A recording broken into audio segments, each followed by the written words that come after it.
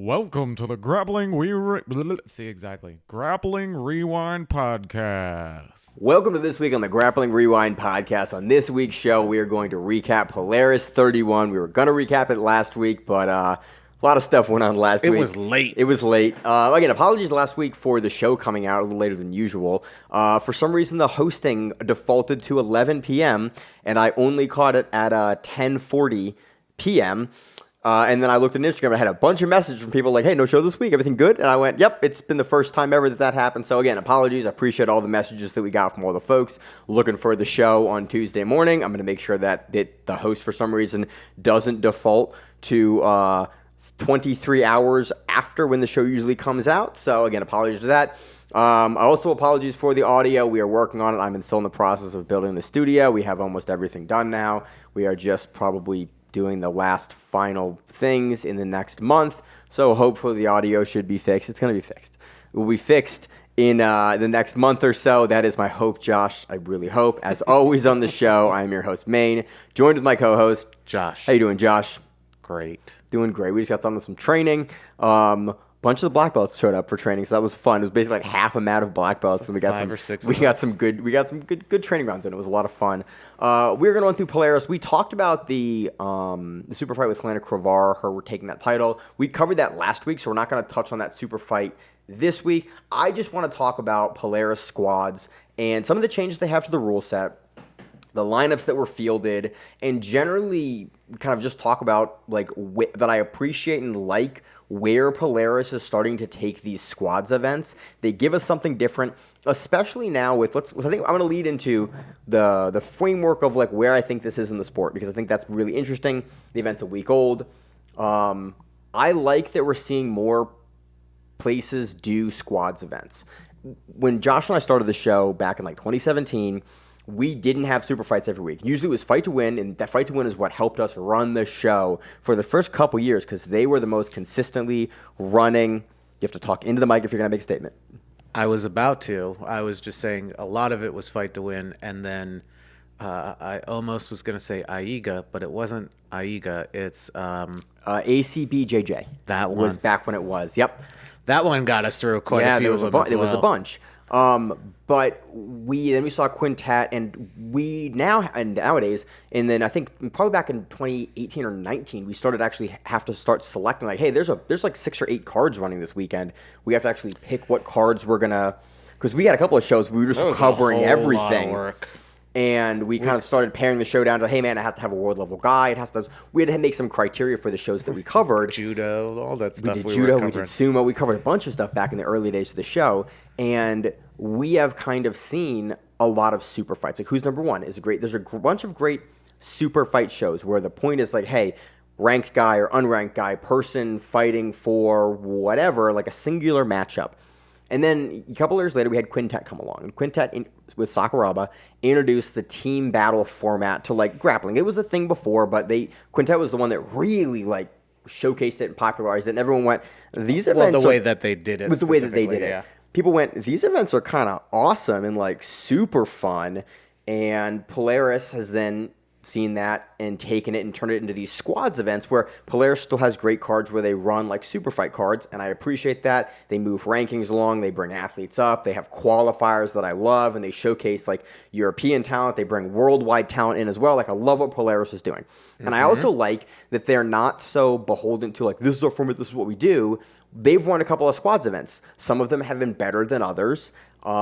I like the changes that they made to squads for this event. And there's a couple of things that they made that I like a lot. And I bring this all around to talk about CJI has announced that in August of this year, when they're running CGI Worlds or whatever they're calling it this year, CGI 2, Electric Boogaloo, that they're going to run it with Quintet. I think like properly at CGI X Quintet and Quintet. Maybe the whole X Quintet thing, and if you're a dork like I am, an anime dork, you realize that X is actually silent. Which I think, I pronounced it just because I knew you would say that. Hunter X Hunter, Josh. It's just Hunter. So CJI Quintet, I like that we're seeing this and we've seen Craig Jones on Quintet. We've seen a lot of these guys on Quintet. Even the AIGA format is similar to a team battle format where it's like you have a whole squad or team of folks that you bring along, and your team is trying to win the whole thing, and you can That's just kind of weight versus weight, though. Yeah, and kind of like what Subversive does, where it's like, hey, your guy fights this guy. But I do really appreciate that over the lifetime of Josh and I running this show and like hosting and watching kind of how grappling has developed, this team battle format, this team format, the squads format, has really grown and developed. And I appreciate that promotions are taking their own spin on it. And again, to Polaris's credit, previously, one of the things that makes Quintet work, I think, so well is that you're trying to eliminate your other team. So it's like you have a team of 5 under a certain weight in total. If you want to have 3 Josh Barnetts and then like Esteban Martinez and GR Martinez, you can do it that way. If you want to have a mixture of team guys, 3 Josh Barnetts kind of pushes 3 Josh Barnetts having anybody else is a bad example. But you want to have Satoshi Ishii, Josh Barnett, and then some guys my size, you can do that. I like that the way the Quintet runs is, again, your first guy goes against their first guy. If there's a draw, both guys are eliminated. So what Alex Viana said years and years ago is like the format works because you are losing until you win. And because the goal is to then eliminate through all the guys, the draws really mean something. Hey, man, I have Gordon Ryan on their team. If I can just survive him for the entire round, like that's a win to get him out of the way. We can send the small guy in, make the round short, and just please hold on for dear life. He can't get him for, but when we've seen, and it's led to the way that format works because you're trying to eliminate a guy, is it works really well. With Polaris, they take they flip the format a lot, and I like what they're doing.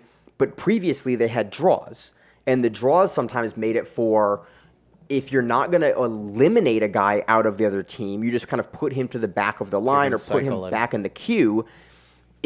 It was a little odd where it's like, well, that match like literally didn't mean anything in this event because it's like, well, there's just a draw. Points. It sort of just eats time off the clock, which again can be strategic. And in Quintet, it's especially strategic in squads. If your team is up and you're just trying to eat time off the clock, like it makes sense strategically. I never want to poo-poo the athletes for playing within the bounds of the rules set that they're given, and the promoters for trying new stuff. Like I appreciate, like we talk about EUG a lot for that rule that they implemented for last person to score wins. So hey man, even match 2-2 on points, last person to score wins. Like it.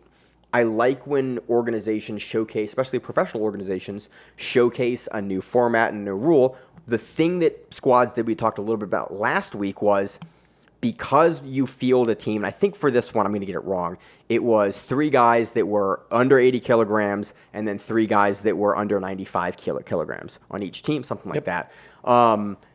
Because you're doing a rotating thing, and each match is 6 minutes, and then the entirety of the entire event is 90 minutes of matches. I couldn't have explained that. The entirety of the entire event? The entirety of the squad's like format for them. The whole thing is 90 minutes like a soccer long. match or a football match. It's 90 minutes. There's no extra time though in this. I think they should let the last match run through. Give them extra time. Give them that last match.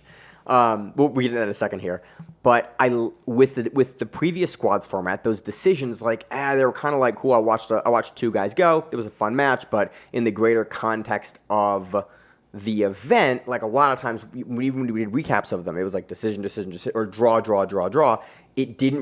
wasn't really that important. Because they've added decisions, again, still no points.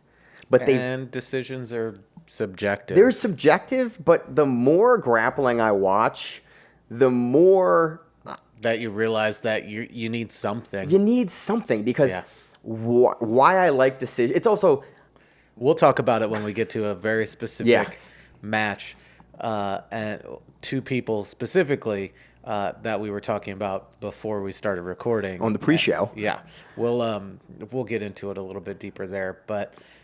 Yeah, like it's a cool addition. It helps move things along in general. It also makes the matches like each match matters because you're going to get points for your team if you can win. If you can do enough in that match, hey man, it can be a slow match, it can be not an exciting match, but if you're doing enough in that match, you're controlling that match enough. Because again, a lot of these guys are world level. They're really, really good guys, and they're notoriously hard to submit. They don't tap a lot, and so if you have a bunch of really good world level guys, you're inherently going to get them out of matches that like there is no sub.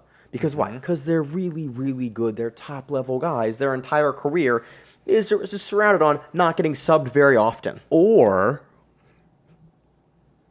they're really boring, and they are counter jujitsuing, and you can't do anything about it. But it does win matches. But again, I appreciate the movement from, hey, just having him go to draws where it's like that match means nothing in the context of this event, almost, to, hey, it's a decision. Like, you did enough in the match. Your team's going to get you, and now that team goes, okay, he's going to be kind of slow. He's going to be kind of moving around. You have to do something to him. You have to push the pace on that guy that you know is going to try to wall install you because we have to get him out of here because he's good enough to wall install you because he's made his career doing that. Yep. Again, I liked that it gave all the matches weight, and I don't think we saw a big detraction for people. We didn't see historically what has been cited as the problem for why you don't have decisions. It's like, well, matches are slow, guys are going to coast. For the 6-minute matches, we see that a lot when 5-minute matches, we see that a lot when you have like 10, like IBG, you have like 10-minute matches where it's like, dude, guys don't have the cardio, especially if you're going to go multiple times, like to run at a heavy pace for 10 minutes. Some people do. Okay. Again, Andrew Tackett, Miguel Tackett, Rotolo's, like, yeah, man, you're upper echelon guys, that are most like the those psychopath cardio guys, yeah, Morab Delarelish, like they can do it. Most people can't, and so we talked about years ago, AJP, the World Pro Tour, moved from longer matches to 6-minute matches, and we immediately saw, I was like, wow, these matches suddenly became a lot more interesting. It's like, well, why? Because guys now have a much shorter time to work. You lose those minutes in the beginning of the slow feeling out process because that's in a 6-minute match. That is really valuable time that you are wasting. It's like, hey man, if I'm going to try to put this guy away and score a bunch of points, you score more points for a submission in this format. If I screw around for the first 2 minutes of this match feeling this guy out, I'm only going to have 4 minutes left, okay? It's going to take me, unless I get a flash sequence, which we see a lot here, it's going to take me a couple minutes to control, to get the guys back, to have the hand fight. Like, that's usually not a 30-second process. And so, cool, now I've mucked around with this guy on the feet for 2 minutes. Now I've got to get him down, take his back, get around. Like, you're running out of time, and people realize this and go, okay, I've got to kind of hit the gas. And also, I'm not concerned in a 6-minute match that I'm going to, like, be out of cardio and be dying for the last 3 minutes. It's like, why? Because it's a 6-minute match. Even pro gyms, like, some of them don't run 10 minutes. They run 6s. They run 7 sometimes. Like, it's, you have the cardio as a black belt to at the high level competitiveness, as a high level competitor to run hard for 6 minutes in your match. Do you remember team training Wednesdays when they first like really started to pick up? At our gym. Yeah. And the rounds were set to 10 minutes. I remember and it was like the first 3 or 4 months. Yep. And it was 10-minute rounds. They were. I loved it, but also like I'm great, a tiny small man. But you did exactly what my fat ass did, which was find your spot and hang out in it for a while, and then drag that shit out. Mm-hmm. And I found that the quality of training was like, generally speaking, most guys. Again, we're hobbyists. We train a couple. I train like 5 or 6 days a week. And nowadays, 4 to 5 days a week. I'm lucky I get trained once a week with what I've been going through with work and stuff. But running 10-minute rounds, a lot of times, like, guys don't have the cardio. And a lot of these guys are at pro camps, but a lot of your people in some of these things, you can't. The 10-minute round, I think, is a holdover from the old school jiu-jitsu where it was like, hey, man, I'm going to let you body lock pass for 6 minutes because you're doing something. I think it has its place. Yeah. It's more of like the... ADCC semifinals and finals. No, not even that. I think it is... I think it's something that, like, it teaches you to suffer. Like, you grind through it. Like, you eat the pain essentially, and you're like, oh, okay, 10-minute round, that's not bad. Like, it sucked, but it's not bad. But then you have another one right afterwards, and then another one, You have 6 or 8 or 10 of them in a row, and it's like, okay, it's a long day. But I think it was like 8 10-minute rounds or 10 like 10-minute rounds when we were doing that originally, and it was like the statement at the beginning of that training was always try to get at least 6 because it was an hour's worth of training. Mm-hmm. And you would see people just like drop, and I was kind of in shape, so I was like, I'm gonna get these 6 in and do it. But man, like it was I just think the quality and the volume of training you're getting at that 6-minute point is better because it forces you to have to work. And I like that, again, we're seeing Polaris and AJP and other organizations moving, and even CGI, moving to the rounds where it's like, hey, man, guys can run hard for 5 minutes like MMA. They can run hard for that time. They get the minute break, and you put them back in there with that little bit of a refresher. I also think that heavyweights have said it for years. Varies. Heavyweights, halftime. Heavyweights, 2-minute break, and whatever round you have for the lightweights, you cut it in half. That's heavyweight rounds. Give them half the time to work and let them go hard. Yeah. But I don't run tournaments for a reason. I think this is a very, very long roundabout way to get to. Like, I really think matches, and it was a good idea. It was a good idea. And it was well run. It was and well run. They should keep doing what they're doing right now. Yes, they're doing a lot of things right, and I appreciate how we've gotten to here, where you're not making us sit through like a squads event. 5 hours worth of stuff. Like, it's 90 minutes long. Great. Yeah. You know exactly how long that's going to be. I love that. I love that Polaris keeps it short and sweet, because I watch a Polaris event. I sit down, I watch it. I was 18 full minute round. 18 full 5-minute rounds. It was great. You watch it, and then it ends, and I don't feel like you've taken my entire day and evening. Like some of the super fight cards that are like they drag for 5 or 6 hours to get these like 10 matches. If anybody has been around jiu-jitsu long enough and remembers, like, I mean, you can still do it now if you watch like Worlds in the gi.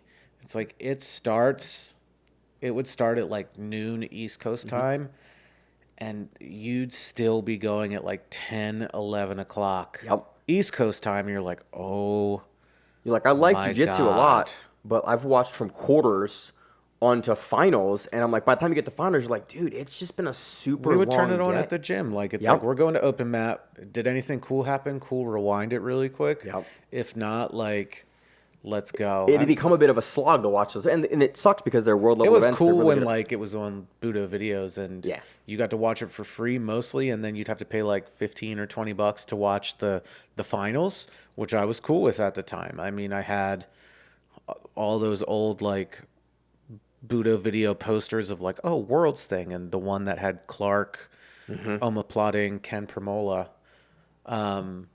was on there, and there was a few other ones, and that was cool. But as it moved into different video services and the such, like, it's shifted, and I also think the attention span of like the quality of the athletes, you young kids. I just think the sport has evolved, and I appreciate that we are evolving in the direction. That being said, I love the team battle format. I'm really happy that we're going to see it again. We're seeing it here on squads. We're going to see it on CJI with Quintet. We're seeing Quintet come back. I think the squads format's really fun. Subversive still does it. Like, I think that it works really well as these one-off events for like a broadcast to bring a show together. I still love super fight cards. I think those are great for like rankings events and for titles. I love that they have Carrara on here. This was kind of super fighty, but it was in a specific format. And it's not necessarily like forcing action to where it's like, oh, there was a preposterous amount of submissions, but yeah, you don't see bad jiu-jitsu as a result of like some weird constraint on the rule set where it's like, okay, you have to do it. It's like, you didn't artificially put a guy in an armbar and then you're like, he armbarred me. He overtime armbarred him. It's a different thing. So while we've moved on to this tangent here, again, if you know me, if you ever want to DM me about rules or rules discussions or like frameworks for how events run, absolutely do it. I will. Don't. You've gotten yourself into. You will dig a hole with me, and we will have a great time for 3 to 4 hours on the DMs. So, if you want to follow us, you can find us at grappling_rewind on Instagram and also on all the social media platforms. Like it, follow it. I really do appreciate it. That is Maine. That's responding to everything. It's me, yo. So let's talk about it. Team North America versus Team Europe. We'll get to the team compositions here in a bit, but let's run through the matches. You'll figure it out. Thank you, Jits Magazine, as always, for having results formatted in a way that makes sense. First match we had Joseph Chen versus Chris Wojcik. This goes to decision. I think it was really interesting. The commentary kind of brought up that these two guys were a B team at the same time. There was a question about how much they trained together. But I always do love when you see these squads events where it's like, oh, you're Europe, you're America. And the two guys from the same gym fly across the world and then are like put against each other in the first round. Joseph's like super nomadic, though. Yeah. He's all over the place. Really, there is not, I mean, him and Craig now essentially are the most nomadic dudes in the sport at the top levels. Even then, Craig's now pretty much retired. But this looked good. Again, Joseph Chen looked good. We'll talk more about Joseph Chen. Again, we're not going to spend too much time on the decisions. He does a great little duck under to the back. He did it so many times during this event. Like, he is really good at getting behind two people. Matches, we're going to talk about it. I know, but I'm just saying. Yeah, he's good at it. It's like, it's not quite a super duck. It's more of just like he's not far enough out for it. Yeah, it's just a regular duck under, and because of the way that a lot of jiu-jitsu guys stand, and because you can stand that way in the sport because you've got to worry about like guys snapping onto your head and snapping stuff. There's a lot of clubbing in jiu-jitsu. But there's also a lot of ability. There's also a lot of ability to just, because guys are standing with a reason so upright, that duck I think is there. We've seen that duck used for years. I don't think as many people are standing as upright anymore. Wrestling has come to the forefront of no-gi jiu-jitsu so much now where it's like you're seeing guys that have legitimate wrestling skill. And it might be in one specific area, but they're good at it. But it's jiu-jitsu, and you need like, hey man, I'm gonna need like 3 takedowns, dog. I do not need the depth of other takedowns. This is jiu-jitsu. If you watch like high-level wrestling, you're not seeing dudes like hit 50 different moves. It's like this guy is known for this. This is what he's going to do. Jordan Burroughs, he do double leg real good. He can wrestle in general, but yes, he can do a double leg. I know him for his double leg, Josh, because I've watched highlights of him just blasting and just like, how do you stop that? It's like you don't. That's why he wins everything. You're like, right, you can, but we're getting onto a wrestling tangent here. Yeah, I think we do see more of an he sets it up. He hangs. That's the thing. Yeah. He's really good at hanging on the head. Joseph Chen. And then like pushing. And as the guy starts to kind of push back, that's the initiation for the shot. And when he does that, he lingers on the head a little bit longer, like pulling it down, and then just hits that angle.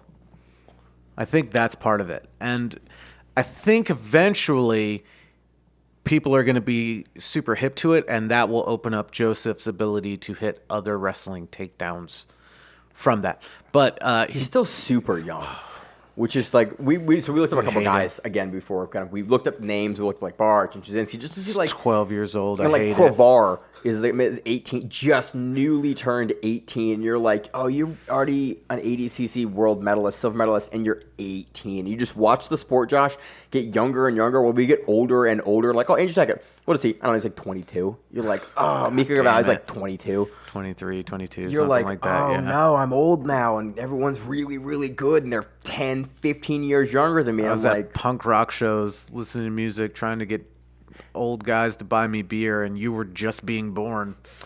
Yeah, crazy times. So again, I think it'll be interesting to watch how Chen develops, because again, he's a world level competitor. You're seeing him on the big stage versus the top guys in the world. They're going to adjust to this thing that he does so well. This particular duck under to the back.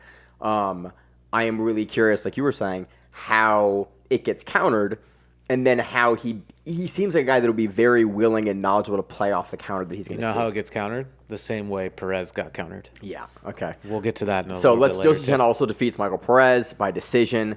Does the same move. And then Shucker versus Devontae Johnson does the same move.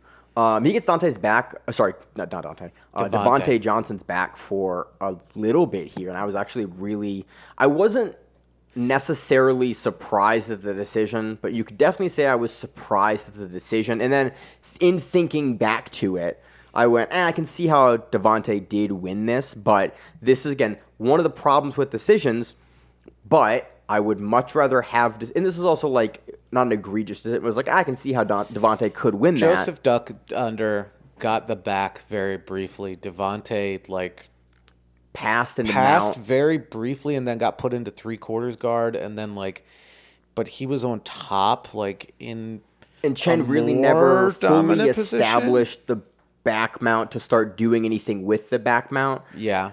It's when you go to decisions, sometimes you have close decisions. I recently had an athlete that I was talking to, and they're like, close decision. I was like, yeah, man, you gotta do more than if you're losing by 2 points. Like, you gotta, you have to do more. And again, I got it from Seth Daniels years ago. He goes, man, if you lose a decision, I need you to do more on the show. I need you to be more active in doing more to make it clear. Better. And as much as I don't like that as a coach, I do it did make me really appreciate close decisions for what they are. I was saying it's close. Like, you could have done more in that situation. Again, Joseph Chen has also had 3 matches at this point, so it does make sense that late into this match with Devontae is enormous and very strong. At minutes 10 to 15, yeah. Yeah, that you're in, and Devontae's fresh coming into this match, that Devontae will be able to capitalize. Again, Devontae's also a world-level competitor with world medals. Mm-hmm. It makes sense. He hits mount. He wins the decision over Joseph Chen. Again, this was the first kind of piece where I went, I'm not sure I like decision. Also, I'm a huge fan of Joseph Chen, but I think Devontae winning this is reasonable, but it's very close. After that, we see Paolo Jaworski defeating Devontae Johnson via decision. Pavel. Did I say Pavel? I mess his name up every time. We cover him on I know it's a W, but we mess his name every time, and he's a guy that I think he won Jaworski, one of the Polaris qualifier events. And we saw him, and I was like, oh, he won something. He has great inversions. He plays a lot from the bottom. He's good at, like, moving around. He kept Devontae away and would pull him in when he needed to try to attack, and that's what got him the decision. Yeah, just activity. Again, Devontae tends to play pretty passively and is very counter heavy. And in this format, sometimes that's like if you can't get the counter off, and you have a guy like Jaworski that's moving, like you used to say, Josh, moving and grooving. Yeah. A lot of times that will take decision for these short matches if the guy doesn't give you a good counter opportunity. But again, Devontae is very familiar with that piece of his game, and winning or losing decisions as a result of that style. Typically wins a lot of them. Next, we have Julian Espinoza defeating Pavel Jaworski. Give me his name. Pavel. The W and I can get Jaworski. I can get that piece. Pavel. Maybe it's. I'm pretty sure it was Pavel. I thought it was Powell. It might be. I could be absolutely fucking wrong. Regardless, Julian Espinoza defeats Jaworski via decision here. Again, I've liked what we've seen from Julian Espinoza. I think he is the finishers 45 or 55 champion. He might be a double champion for finishers. I think we've also seen him, Midwest finishers. We've also seen him on East Coast finishers as well. He's a guy that has been really interesting to watch him kind of develop, get on bigger and bigger shows, and he has some neat tricks to his game. And there's one of matches late in it where he throws like a no-arm triangle, and you're like, you're not going to get it. But I really appreciate you kind of gunning for it and trying for it. He's got a really fun sub-game. He defeats Jaworski via decision. Next, we had Owen O'Flanagan defeating Julian Espinoza via heel hook. Very nice about it. Stepped over. He started the inversion and shot his leg through and kind of knocked him to his butt. From a saddle inversion, From a standing inversion. Saddle entry.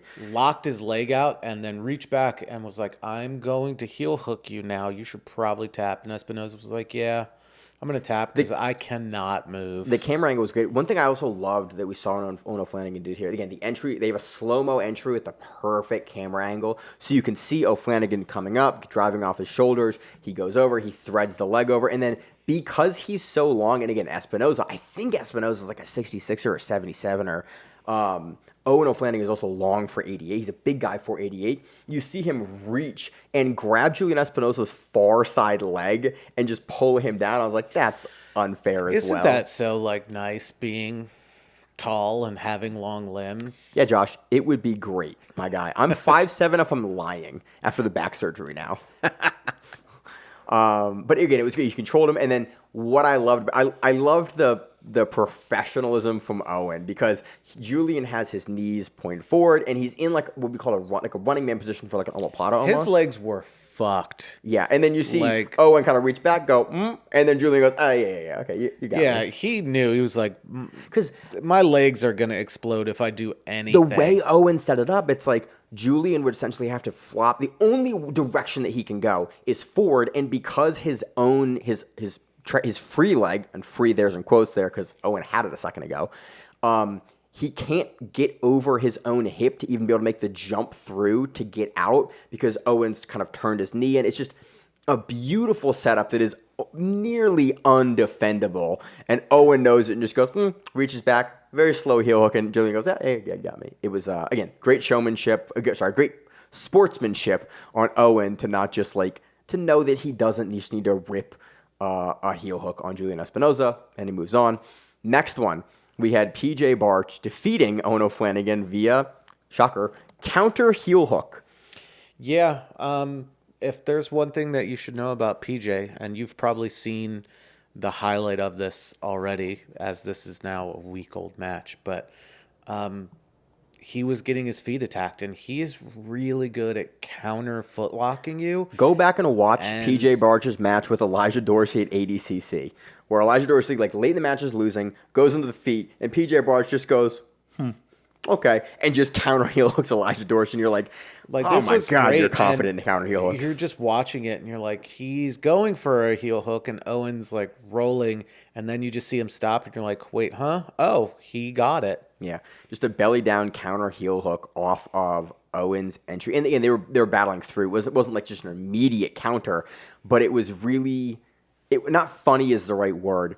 Really interesting to watch, a very good known leg blocker like Owen O'Flanagan going into the legs, shooting through, getting the first bite and bead, forcing Barch to roll through on defense, and just having Barch be very calm about the hey man, he's defending his legs, and then also being able to make that reach down to get his own heel hook, slide his knees up into position to control Owen's leg as Owen goes to counter, and then basically pulling him now trying to escape the entry that Barch is putting in. We saw this happen a ton back in probably 2014, 15. We saw a lot of guys, as the leg meta was sort of just coming into prominence, super fights were happening more and more. Josh, you're turning your head because you may have a counter here. I'm just thinking of 2014, 15 of early EBIs. We're just starting to see Metamoris is still a thing back in the Dizzy. I just don't think So 14, 15 was more you were still 50-50 entries. Yes. Yeah. But you were still more Gary Tonin, Gordon Ryan, Imanari. Those were the big leg locking guys. You had guys attacking the feet, but it wasn't. It was a thing they also did. It wasn't a thing that was super prominent as it was now or in the past 10 years, 5 to 8 years. Yeah. As I want to say it was probably the 17 ADCC that's when it really switched over. Craig and then all of that other stuff, but that was when, as the super team that was, the Danaher Death Squad started really coming into prominence, you had, if you were around jiu-jitsu, you knew of Ethan Krellinston, you knew of the purple belt, then I think might have been a brown belt still then. He was a brown belt for 6 or 8 years. He was a brown belt forever. Krellinston, what's his name? Taza. Yep. All of those guys that were around that, it started to really come to the forefront because people were getting absolutely starched by leg locks, and they were like, well, what's the big deal? And anybody that was doing it beforehand was like, there are these cool things that you can do to the bottom half of the body, and you can win really well. And then Dean Lister was like, "Yo, I've been here for a while." Well, yeah. Dean Lister was a big proponent of it. Riley Bobby, tons of dudes that did these things. You Gokor and all of those guys. Yes, 100%. It just wasn't as prominent. Ryan Hall. Yeah. Things like that. So the point I was making before we got into this historical tangent, which I love personally, is that I think we saw more of the counter game where you'd see someone go into a heel hook, and then you'd see, because there was still, generally speaking, even at the highest levels, big gaps in knowledge and like big gaps in just rote defense. Everything was almost an organic defense out of something. Everything was trying to run away from 50-50 because that's where most people did their leg entanglements, except for the guys like Gordon and Gary and stuff like that, where they were threading the legs through. Like, that's how you went to footlocks.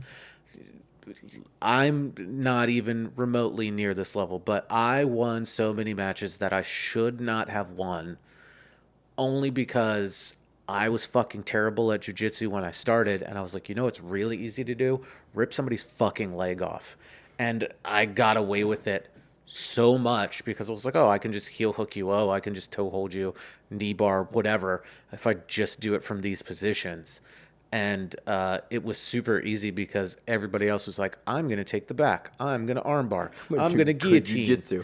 And I was like, I'm not going to do any of that, and I am going to let you pass my guard, and then I'm going to somehow pull your foot in front of my face and toe hold you. So my point that I was making here was, back in the Dizzy, we saw a lot more, what I think was a lot more just counter heel hooks. You saw guys, one guy would go to the legs, and you see a shootout in a fight, because again, a lot of it was happening from 50-50.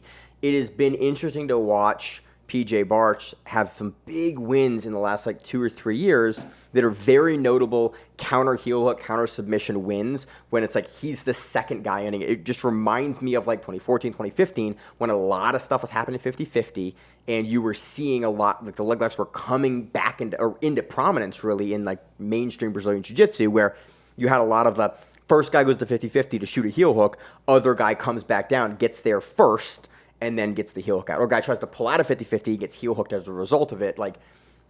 Barch gives me shades of that coming back in. That was the only point I was going to make here. Josh, anything else on the PJ Barch versus Owen O'Flanagan heel hook counter match? No, because the next match takes 15 seconds. Mateusz Szczynski, Miranda says it, Polish Mateusz, defeats PJ Barch via submission. This is actually a rematch from ADCC 2022, I think. Yeah, he beat Szczynski, but the thing was on points, right?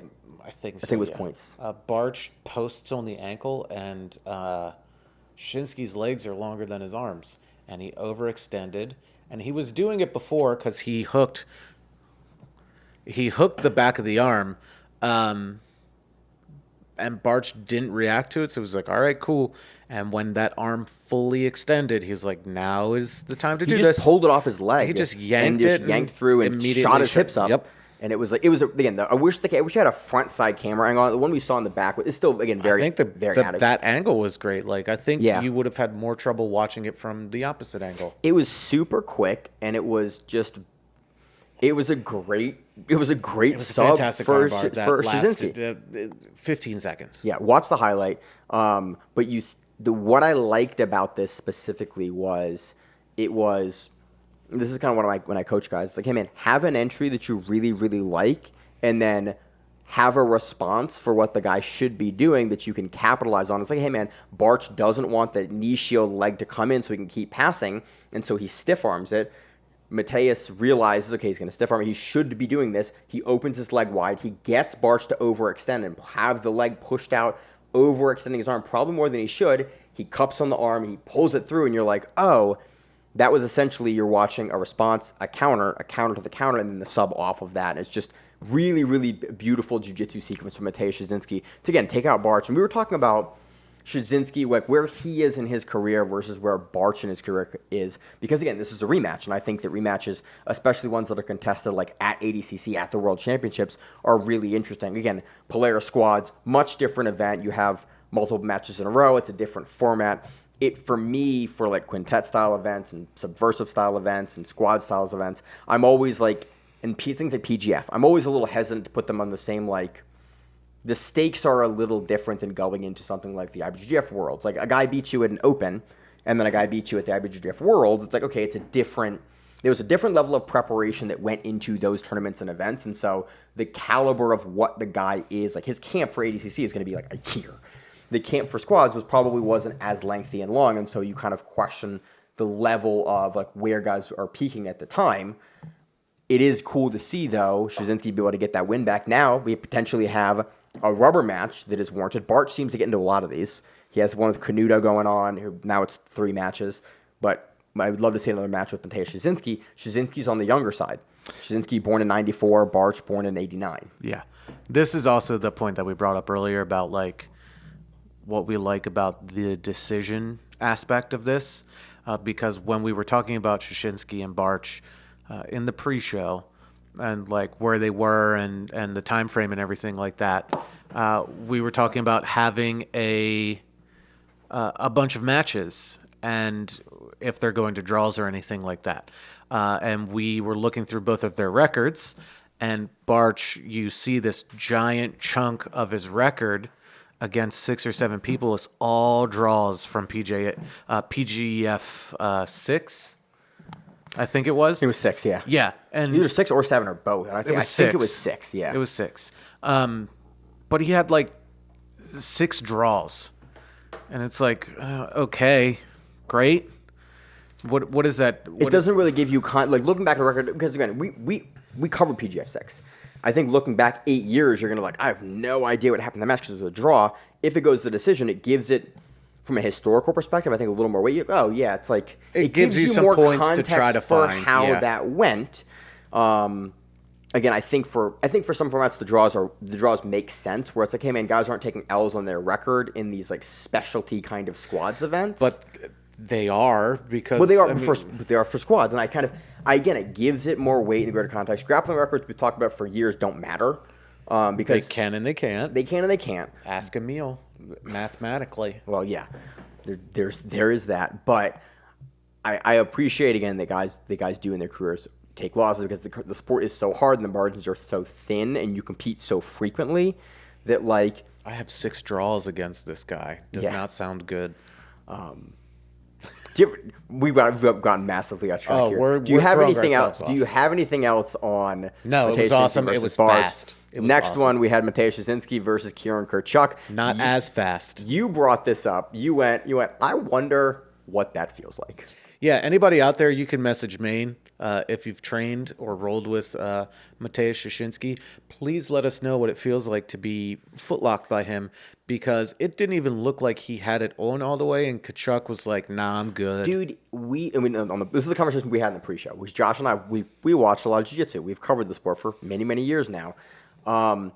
Dudes fuck around a lot in the ankle lock at the highest levels really frequently. I'm looking at all of you people in the gym, because everybody wants to be that person that's like, I'm not tapping to a straight Everyone foot wants to be Paulo Meow and the Meow brothers. For some reason, the way that Mateusz Shazinski does this footlock, dudes tap, and they tap fast. Again, we know why, because we saw Jed Hughes' foot back in the day. Yeah, I mean, broke his foot in less than a half a second. Like, he's got a good bite on it. Like, that's for sure. But I want to know what it feels like, because I, like a lot of people, am also a knucklehead when I get caught in a footlock, and I will eat that shit. I will look at you in your eyes and be like, I'm not going to tap to this. You look at my eyes and just like, you'll just look at me and go like, try it. Yeah. Do it. Because most of the time, the mechanics, like, and this isn't a knock on anybody. It's just like, I can adjust myself to fuck up your mechanics, and I'm not going to get footlocked. Heel hook, totally different story. Yeah. But dudes do not screw around in Mateusz Shazinski's ankle lock, and he's like the only guy at the pro level in the sport where dudes, like, guys will get ankle lock, and you'll see it and you get it, but like, Mateusz Shazinski locks that up, and almost everyone nowadays just goes, nah. Like, nope, I don't know what they are feeling. Like, he went to B team, and everyone's like, oh yeah, that Polish footlock guy. Like, immediately was like, yeah, the guy that came in and ankle locked everyone. You're like, he is I'd be interested to really feel, good at that. And I'm so like you, I'm so curious.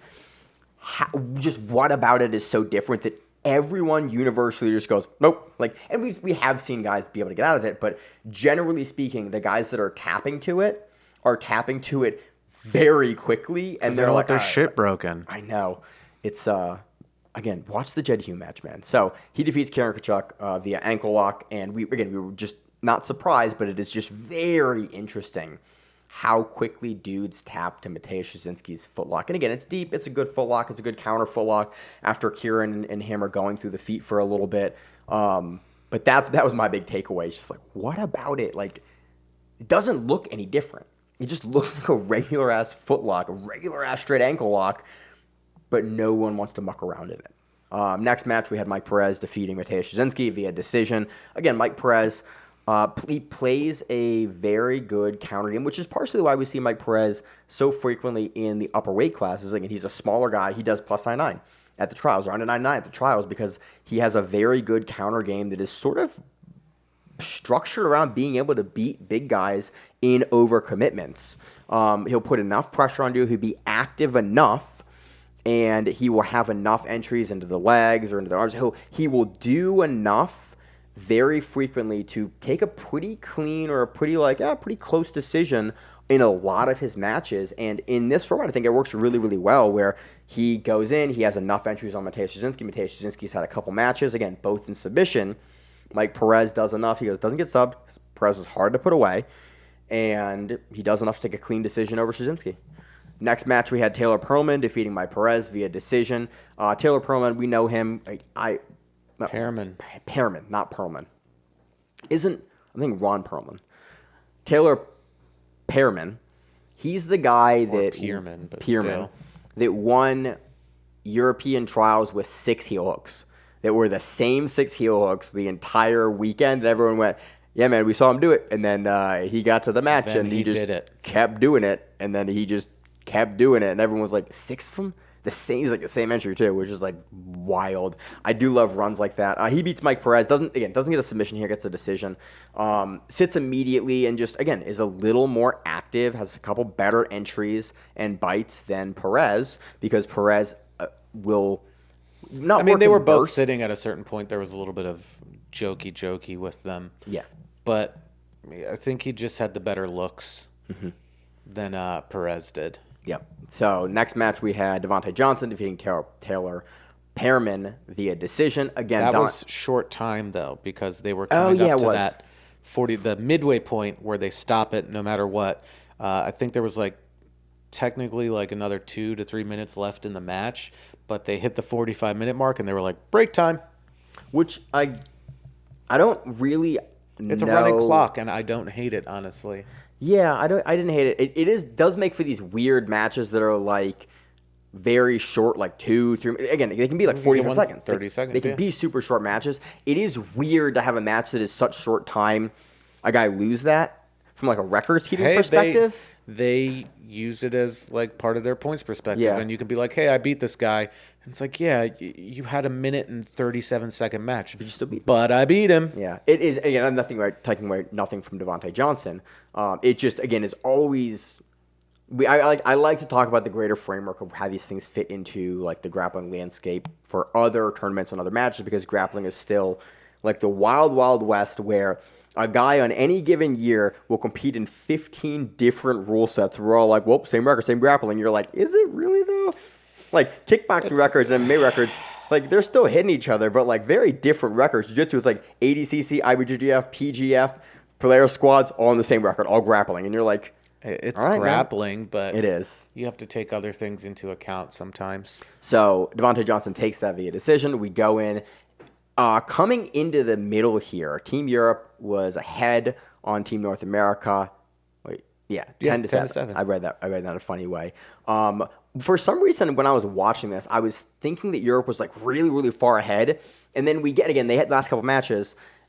Team US kind of keeps it close, and I like that because close-ish, because these things can be blowouts, and it's not really ever exciting to watch a blowout because you're like, okay, man, there's no possible way your team can win, and then you're watching again matches that are essentially just super fight matches with no greater context. For me, the greater context of the squads events are what keep them interesting and what I like about them, and so to have it be close at the half mark, I liked, and I thought it worked really well. The team compositions and the way that people selected who was coming out worked really well. Moving into the second half, Santeri Lilias, a man whose name I can't pronounce, despite never being beaten at ADCC trials, having two different trials wins, two different wins at the European trials, goes on to Michael Perez.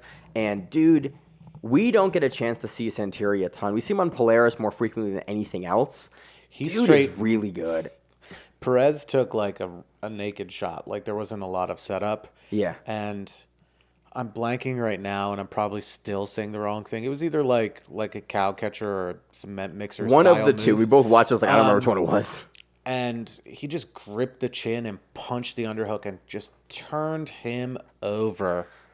And that was like the beginning of the end of this match where he was already past the guard. He sets up, he takes the back. From there, he does like a little bit of handwork back and forth and immediately just like sinks the arm. The handwork was really nice in this match. It was just like he got Perez fighting the top hand and he had his hand sandwiched together and then just kind of snaked the other hand underneath in a way that was like, that Perez was still fighting the right hand while Santeri was under. I was like, oh, that was sneaky. It was a very, very good hand fight that I want to watch and actually steal how he did it because it's called just being better in that moment. I know, but like I want to be the guy that's better in that moment, Josh. He reached over and you see it and he's like peeling. Yeah. And the issue was like both hands started going towards that one. And while that was happening, the other one was just like, it's time to sneak underneath. And you can't stop something when you don't have anything to stop it. Yeah. And your face isn't going to stop that. Just beautiful timing. He gets the Rich Winnica choke. Next one, we have Santeri defeating Kieran Kachuk via decision. Back and forth match that, again, Santeri is able to just do more. I don't think he takes Kieran's. He does take Kieran's back, does he? Yes. Okay, in this match. But yeah, he takes a decision, clear decision here. Next, we have Devontae Johnson coming in, doing what Devontae Johnson does. And he counter hooks. He counter rear naked choke, not counter rear. He took his back. He did take his back. And then he choked him over his face. Mm-hmm. Devontae has a hell of a squeeze. I remember interviewing Devontae Johnson at Fight to Win, I think 70. In Baltimore because he was there and I was like, he was a brown belt at the time and I was like, this dude's gonna be really good. Is really good now. He was a known thing. He was out of Unity. He was like a world prospect. You knew he was gonna be really good, but he was still technically a brown. I was like, I'm gonna interview him now because I have a feeling that he's gonna just continue to become very, very good. And before Unity moved into the second gym that they were in. I remember like going up there and doing one of their noon midday classes, and he was just, as a purple belt, just working dudes. Like, just beating the brakes off of them. I'm like, man, this kid is scary. And he was doing it the whole time, and, now he is what he is now, and it's terrifying. Yeah. But even back then, it was just like, holy shit.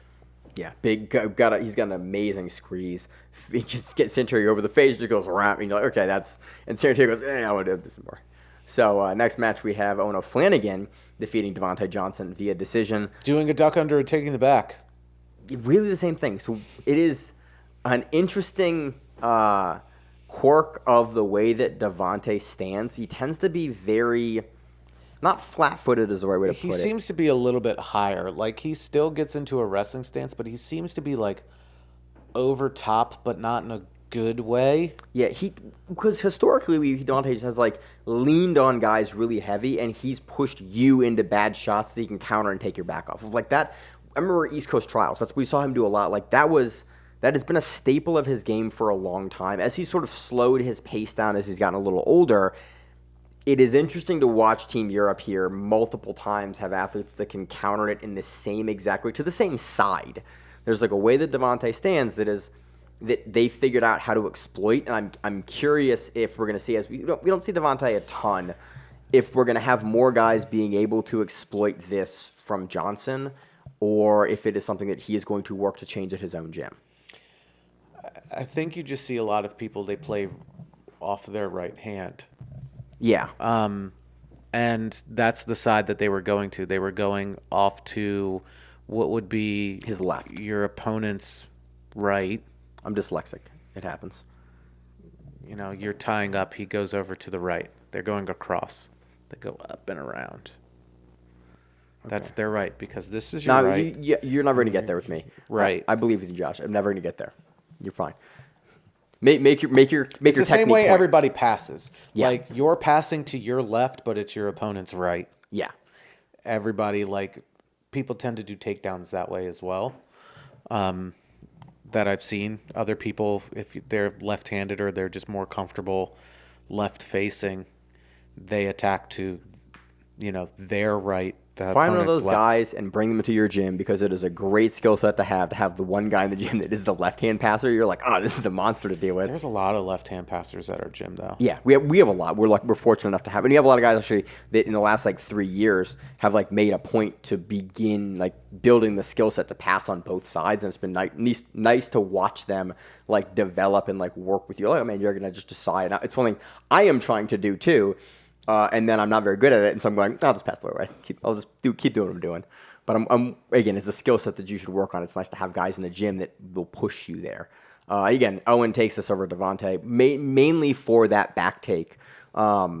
Very, very flexible. I'm always surprised about how flexible Owen is as a big guy. He can really get to full, and he's able to punch in the hooks on Devontae here in a place that a lot of guys wouldn't be able to, because Devontae is really good at blocking the hook. Again, all the years of IBGF training, really, really good at blocking the hooks from coming in consistently there. Next match, we had Chris Wojcik defeating Owen O'Flanagan via decision. Footsie. And yeah, very footsie. Woj got a little bit better of the footsie. Yeah, it was a close match, but it just really better entries. Not better entries, just better bites, and it was more in control of the pacing and tempo. Very close decision, but a reasonable decision here. Next, we have a rematch of the first match on the card, Joseph Chen and Chris Wojcik. I both like that this happens and don't like that this happens at the same time. There's such a host of guys to go against. I hate that we see the same guy in the same tournament, especially when it ends the same way, because sometimes you see... you'll see the same matchup twice, and you're like, he already subbed him once, and he subs him again, and you're like, that kind of it's not gaming the rules, but I don't like when I see that. I would like to see some sort of rule put in to avoid rematches in the same card. You have a counterpoint. Polaris, Brazil versus USA. Yeah, that's what I'm talking about. Mika versus Keith. Yeah. Where I was like, hey, man, I like Keith. Stop. Did they have 3 matches? I think it was 3. Yeah. I think it was 3 matches. And it was just, but again, it's the one thing that I really wish there was something about the way that they formatted this to just prevent rematches on the same card. And again, Polaris, I think, is doing a really good job to avoid, to fix their rules and to make the events better and run better. It goes very similar to the way that the first match went. Again, these guys, I think, have trained together. They just had a match against each other. Chen didn't really change a lot of his tactics. Wojcik didn't really change a lot of what he was doing. It looked very similar to the first one, and Chen's able to take it, on more activity and decision. PJ Barch defeats Joseph Chen via decision. This is what I was excited about. It was interesting. Again, coming late in the card when both of these guys have had a bunch of matches, you are kind of wondering where both guys are. This is one of the ones where it's 2 high-level guys like this in the same weight class. We'd kind of love to see this in a super fight, but I do appreciate it coming. Yeah, it's close. This is a match that I think Chen...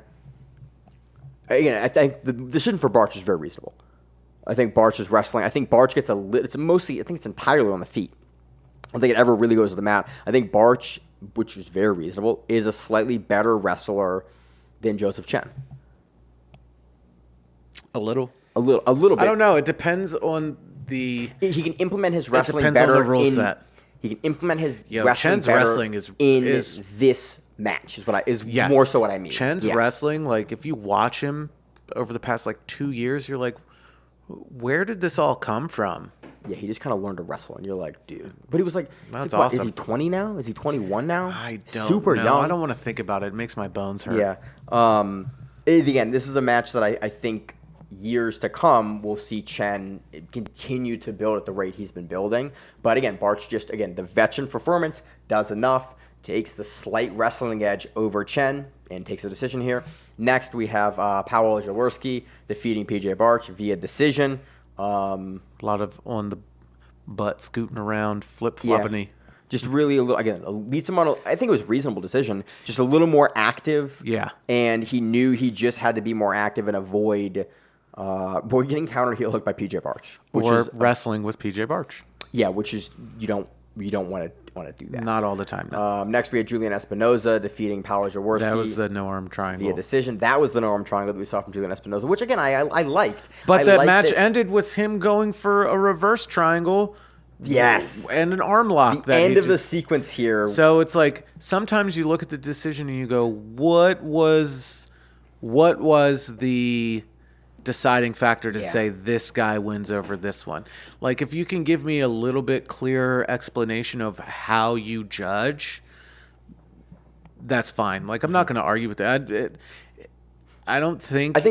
Sorry, continue your point. I don't think it would have mattered either way. Like, I think we would have ended up with like Team Europe would have won regardless, probably, with the amount of time remaining here. If Paweł stayed in, like, we would have had a Wojcik match, like and possibly one more, but it wasn't egregious. I wasn't like upset. It was like, man, this is dumb. There was a fun back and forth, which I liked. Yeah. We had the no-arm triangle from Espinoza, then Paweł uses it to immediately go to like reverse triangle, goes for the Kimura off the top from the stack, right? Espinoza does. But again, you go to the decision, you're like, okay, Devontae takes the one earlier over Chen with the late position, the control. Paweł has what seems to be the better sub attempt to late. The closer one? Yeah. I don't know. Again, I don't really have a problem with the decision. I think Espinoza earlier in the match I would just like some clarification. Better. Yep. That's all. Espinoza moves on. He takes on Mateusz Szczęsny. Mateusz Szczęsny defeats Julian Espinoza via decision. You were talking about... He took over control of that match. Yeah. What was I talking about? We see a lot of good passing. We see good passing and just top control here from Mateusz Szczęsny. You were talking about kind of the trajectory of Szczęsny's career earlier on the pre-show. Oh, yeah. Where I think, like, because we talked about the Barch match, too, I think his quality of wins is starting to overshadow Barch, even though they have, like, roughly the same record and roughly the same win-loss ratio against the same people. Except for, like, Barch does have that JT Torres win. Yes, absolutely. Yeah. Absolutely. But I mean, if you look at the last, like, year or two. He could live off of that forever. It doesn't matter. You beat JT Torres at ADCC. Out-wrestled him. Scored on him in ADCC, which is... But he's younger. Szczęsny's what, 30 now? 31 maybe? He'll be 31 Barch, this year. 35, going on 36. Yep. It's interesting to watch, like, guys with not necessarily similar skill sets, but same weight class. Your predecessors and your guys that came before you. You're going to see that point where, like, diminishing returns from Barch. I'm not saying, like, Barch is a bad competitor. It's kind of like the same thing with the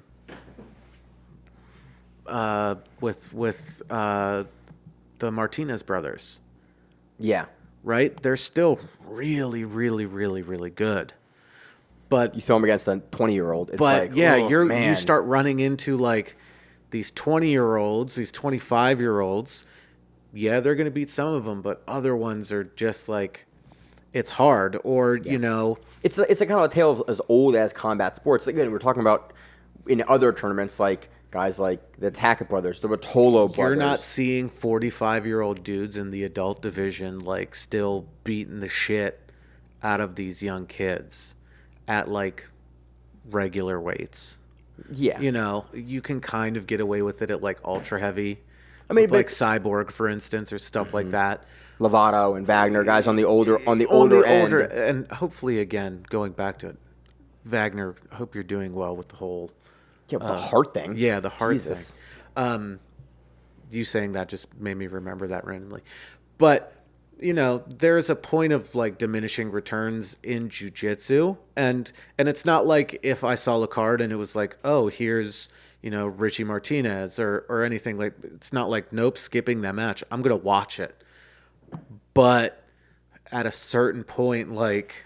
It's a tail, like Mike Tyson versus Jake Paul. You're like, at a certain point, you're like... You're not the 20 guy anymore, but it's interesting to watch like these when you have sort of a 5-year gap where it's like you still have Barch, you know, at the tail end of his prime, still like that dude with the amazing counter game. He'll get like medaling at ADCC. He can still keep going as well. And then there's going to be 5 years younger, like, and you're watching like this is a match that I think in a couple years, or no, it's going to shift one specific way, and it's going to shift towards Shashinsky more than it will Barch. Yeah. And this isn't like downplaying Barch. No. Look at how he did at ADCC last year. It looks amazing. Continuously enjoy watching his matches.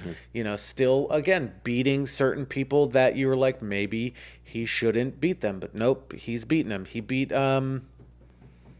Xanadu God. What's his name? Australian kid. Yes, I'm blanking right now. One Spider. He was in... he had the finals match with only the most Levi Jones Larry. Yes, thank you, man. That took. I'm disappointed in how hard I had to dig in my. I looked all the tournaments he won in my head, and it was like, how can I not get the man's name? Right, but Barch beat him. Like he just outworked him. Almost beat Mika Gabao. Like this last year at ADCC, that was a controversial loss that he took. Like so, it's not like. I love how we're not even talking about the match. That was a match that happened in the first round, and we're still talking about it. Like it's putting a point across. Like at a certain point, you're going to see diminishing returns, and in the matchup between those two, because we were talking about Mateusz Shashinsky, I think Mateusz is going to start winning more against Barch. Yeah, we're gonna see him go to the level that Barch is at now when he enters like his athletic prime in the mid-30s. And once this is all over, we can go into it more because I thought about it from the last time that I was on this, but we'll get to that afterwards. We're almost done anyway. Final match at the card. It was a shorter match. I think it was 2 minutes. 2-minute match. We had Mateusz Shashinsky defeating Chris Wojcik via decision. Wojcik, starts the card off, ends the card off. Unfortunately, on the wrong side of on both decisions, which is again unfortunate for Wojcik because I like Chris Wojcik. He's again been really fun to watch. Team Europe takes this 18-12. I loved it. It was a lot of fun. It was an enjoyable card to watch. Like also, the pacing is good. The pacing is good. The matches aren't too long. Even if you have a match that is like not as exciting, it has context. There's gonna be a decision that's gonna make it matter in the greater context of the thing. And it's 90 minutes of matches overall. I think the whole thing is like under 3 hours. That's including the super fights. It was like that's great. That's a jiu-jitsu card should run about 2.5 hours. I think that's a phenomenal. For a super fight or a pro card, that's a phenomenal length. It keeps my interest from bell to bell. And again, I really like what Polaris is doing here with these squads events. They're a lot of fun. And I also love that they're not so stuck in their ways with the formatting that they're not willing to make changes for the benefit of like, hey, shorter rounds, shorter matches, and introducing the decisions. Like both are, I think, phenomenal changes to this event. I'm not sure how long the rounds have always been, but they were 5 minutes for this point. Yeah, they can keep it at 5 minutes. I'm happy with that. I think it's a great time to work. You get quick pacing, and then again, the good matches, you get good bursts. Like, good, that was awesome. And then the bad matches or the less exciting matches, you go, oh, cool, it's 5 minutes, and then like I'm on to the next one, and it keeps the pacing, keeps the flow, it keeps everything running. If you're going to run super fight events, look at the changes to how Polaris has done things over the years and like continually improving. Again, it's one of the reasons why I love covering Polaris, love watching as a fan. Like I'm not, this show dies, Josh. Eventually, I'm going to still watch Polaris. Because Polaris, I'll watch Polaris card. Yeah, because the pacing's good. The matchups are good. They're always exciting. It's great. You're still into jiu-jitsu. Like, you're going to watch it, like, podcast or not. Yep. So that was Polaris squads. We covered the Cravar match last week. I'm very impressed with her win over Annabelle Lopez. Like, again, we talked about it last week, but a willingness and ability to play top game. Again, I would love to see a little bit greater emphasis on the submissions coming from Cravar on the top, but it is nice to see her dominating from top position, because that's always been kind of something we have seen less of her game. Very comfortable off her back, triangles and arm bars into the legs. But I like seeing her round out her game, especially as a heavier woman in the heavier women's weight classes. That reliance on top is part of that meta for those divisions, and I think that it's very, very good to see in Nogi. So, yep. Josh, any other closing thoughts you got? We were already running, Closing thoughts? I don't know. I enjoyed, like, how wrong we were about the outcome of who's number one.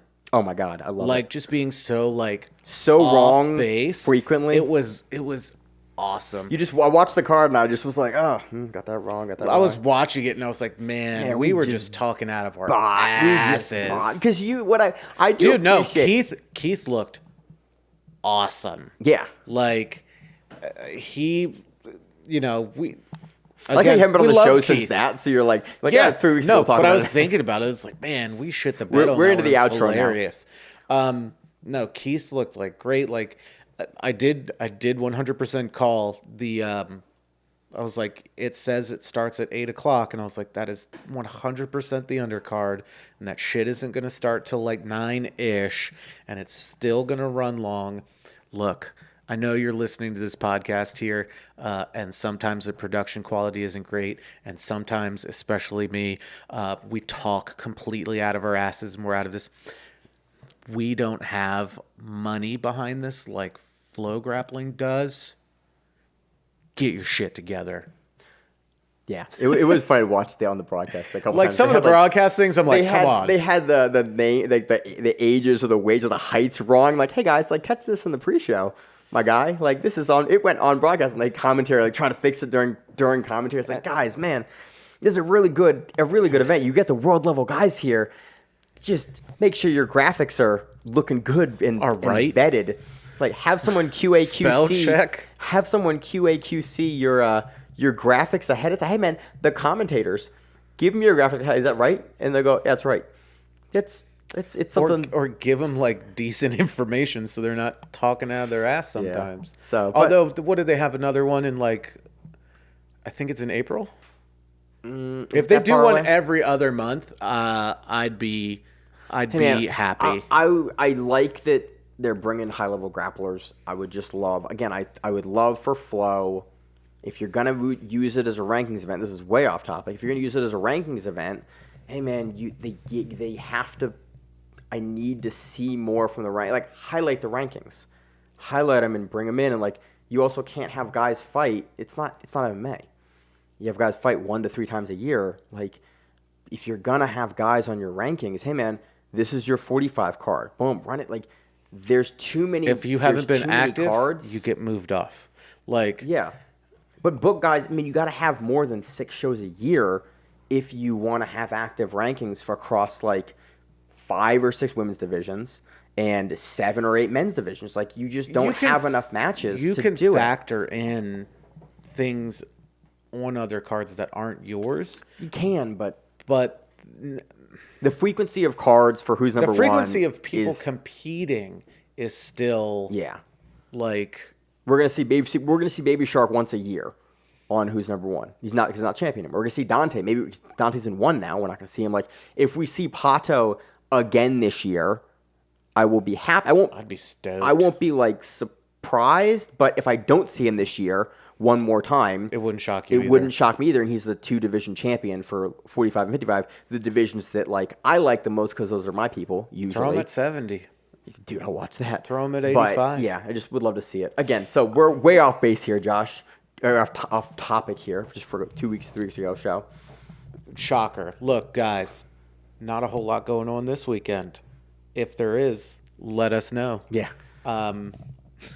If anybody has been around since COVID, you know those COVID episodes. They were good shows. They were good, but it was like... It was, hey man, we're all sitting at the house. Let's talk about Marcelo. Let's talk about... We basically just picked a bunch of guys we loved watching. It was like, hey man, for sure. Let's do a bunch of tape study and talk about old matches. We might actually have a chance to do a topic show coming up, depending on if there are not big cards running through. We haven't done one in a while. We do a couple, maybe one or two of them a year. So if you have a suggestion for a topic show, for a change of meta, a shift of rules, deep dive into an athlete and a technique, let us know. Again, we're always excited. Maine won't do it. I'll do it. We take feedback. No, not that Maine doesn't take feedback. He'll just be like, eh. All right, Josh. I love poo-pooing on Maine. I know. It's one of my favorite things. It is. So, Josh, do you have anything else that's moving to the outro? Anything going on fun this week for you? Work. More work. Yeah. Dungeons and Dragons. Oh, we got it scheduled finally. I'm so excited. That too. That was I have my weekly game, and then we have that one. If you didn't think we were nerds before, we also play Dungeons and Dragons. The whole Grappling Run team gets together and plays Dungeons and Dragons. About half of us now, because the team's expanded a little bit. But it'll be. I'm very excited to run some D&D. We should record that one time. We should not record that one time. So, Josh, I got nothing else. Get us out of this intro here. As always on the show, I am your host, Maine, joined with my co-host, Josh. And we are the Grappling Run. Stand them out, whatever it is. Stay safe. If you like the show, please consider sharing it on Facebook with the folks at your gym. It's the best way that we grow the show, and we really appreciate it. You can reach out to us on email. We also have Instagram. We have Facebook. We have Twitter. We have Google+. Until that shuts down. We have a website. If you have an event you would like to have us cover, please let us know. If you have a name, like most people do, and you'd like to have us stop butchering it, let us know. Reach out to us. The show is also available on YouTube, Spotify, in addition to iTunes and every other podcast service. We very much appreciate your time, and thank you.